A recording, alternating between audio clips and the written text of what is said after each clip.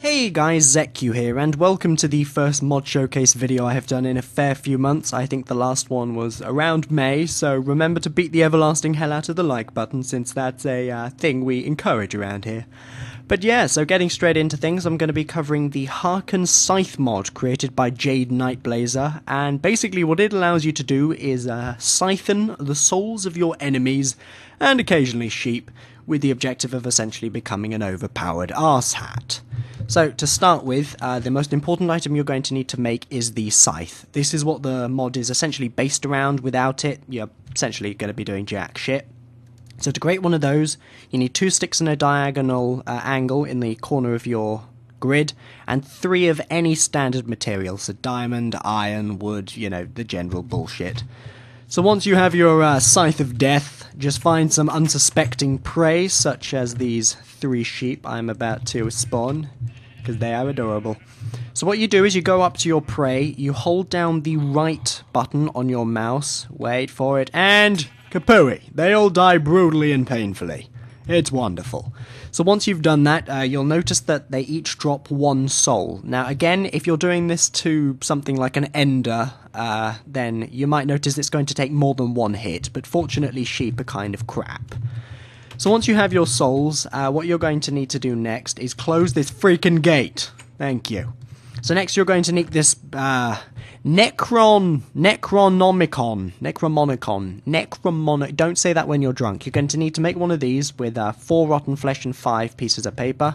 Once you've done that, you're going to create this happy chap, which is essentially the same-ish formula as if you were creating, you know, a enchantment table, but instead you have the ender pearls here and your necro book at the top instead of a standard formulated book. And here is the crucible, which you create with 7 obsidian and 1 ender pearl, pretty basic.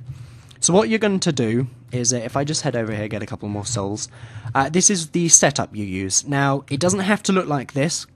Essentially, as long as your crucibles are within a boundary of this 3x3 grid of the altar, you're fine. But it does have to be within the underneath, the facing, or the above layer. So it's a bit more flexible than an enchantment table, since with the enchantment table you have to be within the in line with or above, so you also get a bit of flexibility with being able to put underneath. And yeah, so essentially each of these crucibles can hold up to 50 souls. You just go up to an empty one with your souls and boosh, you just stick them in there. I obviously don't have 50 with me, but you get the general concept. And what will happen is when you right click on your altar, normally there will be a number of souls that you have access to spend. Unfortunately, there's a bit of a glitch with the mod at the moment, which is going to be fixed within the next couple of days. However, we don't need to be able to see the number right now for me to be able to show you the mod, since I can just post in the details afterwards. So I shall start with an iron ingot, and essentially, as if you were enchanting an item, you stick it in there, and imbues, and voila, I now have some living metal, which does sound awfully cheerful, and in fact it is, because it's pretty awesome. So, living metal has the same strength and durability of, you know, just standard iron, but the difference is it's alive, which is lovely. So, essentially, if you're running around, you've broken your armor a little bit, and you don't take any more damage for quite a while, your armor is actually going to gradually repair itself, which is a pretty neat trick. As you can see, you can create all the standard tools you do with other materials. Next up, I shall show you the cake, which by saturating you can make about 700% less delicious looking. So if I paste that down there, as you can see it does look a little bit mouldy, but I can assure you that it is actually very good for you. It does improve the amount of health you get back, and it also gives you a very temporary regeneration effect, as if you had just drunk a regeneration potion, which is pretty neat. So next up we have the awkward potion, which is, you know, just your standard water bottle with nether wart in it. Stick that in and boosh, you got a bottle of enchanting. There we go, that's awesome. So next up I shall show you the sand. Now the sand is pretty simple. You take some sand, you stick some souls in it, and you get some soul sand. And I will explain to you in a minute why that seemingly pointless feature is there. It's so that you can get soul sand without actually needing to go to the nether for a feature I'll show in a minute. And finally, the Soul Keeper. Now this is again a very important item. Stick that in there and voila. Now what the Soul Keeper is for are these items over here, and these are the amulets and the talisman. Now there's 3 amulets in all, they all have essentially the same effect, just in a different area. And as you can see there, to create the overworld one you need clay from the overworld. To create the nether one you need fire charge from the nether. And to create the special one you need the nether stars, which you can get from a wither. And of course, instead of 3 items, a single diamond will give you the talisman. Now the way the talisman works, which will be the first thing I showed you, is essentially makes you bloody invincible. So as long as you have a functioning talisman and a soul keeper, you are more than free to have a suicidal moment and throw yourself off a 60-foot cliff and you will be totally fine. As you can see, it's used up about, I don't know, 1/5 of the duration, but it has completely emptied one of your soul keepers, which I believe hold roughly 20 souls. But now you're like, oh no, I'm stuck at the bottom of a endless tunnel, and that is where the overworld amulet comes in. So you hold it down, waiting for the duration to end. It's more of a, you know, a hold down timer. And once it gets all the way down there,